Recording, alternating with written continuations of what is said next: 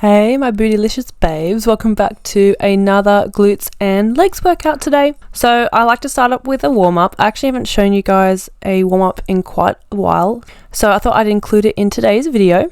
So I'm doing my classic go-to glute activation warm-up. This is 20 reps of glute bridges with a resistance band going straight into 20 reps of frog pumps. Now I don't have any break in between. It's literally straight from 20 to 20 and I do 3 sets of the 20 reps per exercise with about a 30-second break in between.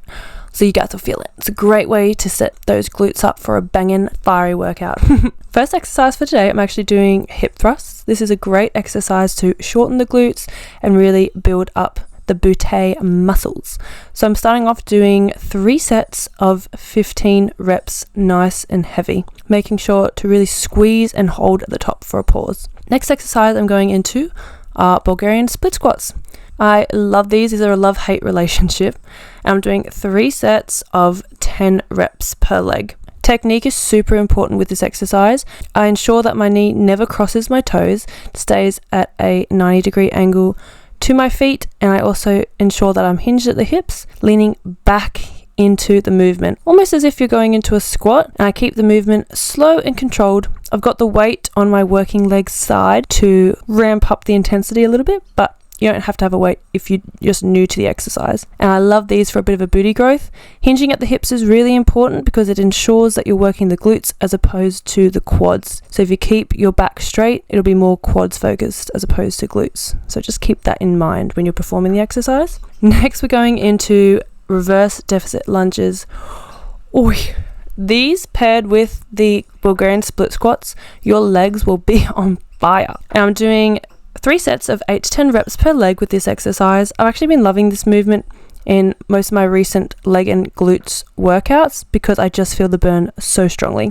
I have my front foot elevated on 2 weight plates and I'm stepping back into the movement similar to a Bulgarian split squat positioning. I'm hinged at the hips forward and I'm sitting back into the movement.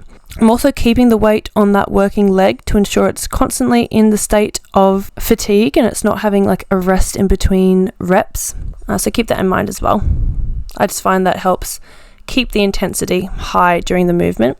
Next, I'm going into cable step downs. I'm doing 3 sets of 15 reps per leg, keeping the movement slow and controlled, making sure I'm keeping that mind-muscle connection. So I'm focusing on the muscle that I want to be contracting and working. This is great for quad and glute growth, and I'm making sure to extend my back leg out, reach as far back in the movement as possible so I'm sitting into the movement as opposed to allowing my knee to cross over my toes. That's a big no-no. You want to sit back into the movement.